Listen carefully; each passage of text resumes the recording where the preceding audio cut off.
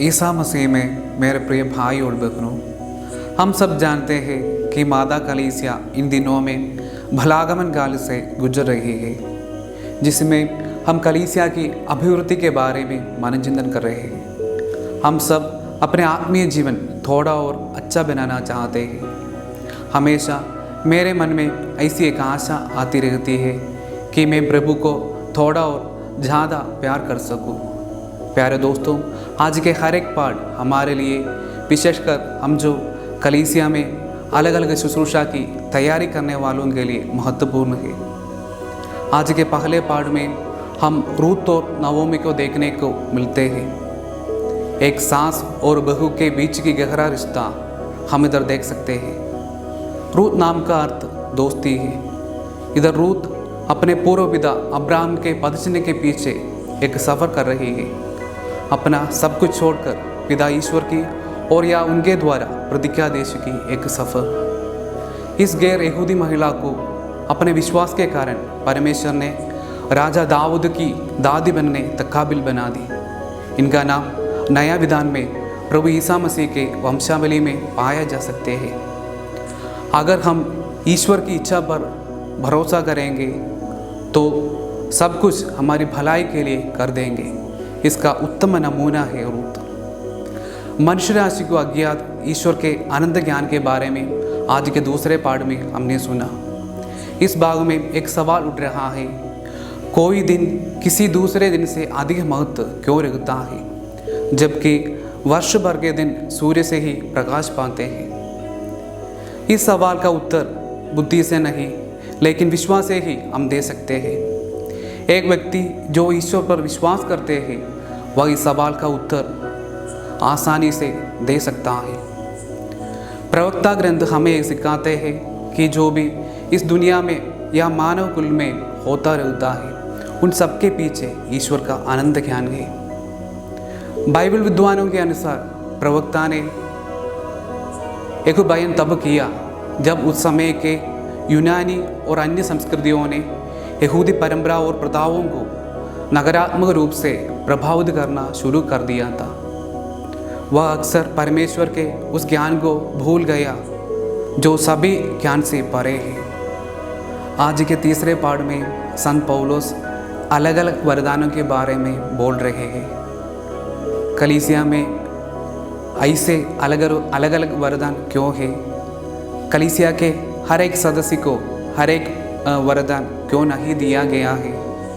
शरीर के अलग अलग अंग के अलग अलग कामों के बारे में समझाकर संत पौलुस इन सवालों का उत्तर दे रहे हैं।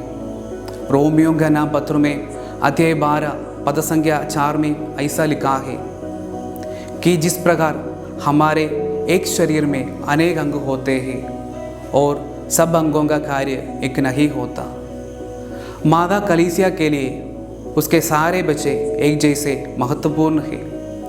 हर एक व्यक्ति के हर एक कार्य कलीसिया को अभिवृद्धि ला देता है। आज के सुसमाचार में दो विशेष व्यक्ति को देखने को मिलते, मर्ता और मरियम। कलीसिया के ध्यानात्मक जीवन के प्रतिनिधि बन के मरियम हमारे सामने है। साथ ही साथ अन्य सेवा क्षेत्रों की प्रतिनिधि बनकर मर्ता भी हमारे सामने आती है। इन दोनों क्षेत्र कलीसिया के लिए बहुत मूल्यवान है। मर्ता ने प्रभु यीशु को अपने घर में स्वीकार करके पहले उनकी सेवा करती है। यीशु की सेवा में मर्ता की जोश हम इधर देख सकते हैं। बहुत कुछ काम करने के कारण मर्ता बहुत ज़्यादा मानसिक तनाव के बीच में से गुजर रही है और कामना करने के कारण अपनी बहन को दोष भी लगा रही है। कामों में व्यस्त रहना अच्छी बात है, लेकिन कामों में ज़्यादा महत्व देना गलत है। मरियम प्रभु यीशु के लिए समय निकालकर उनके वचन सुनकर उनके चरणों पर बैठकर यीशु की एक चेला ही बन रही थी।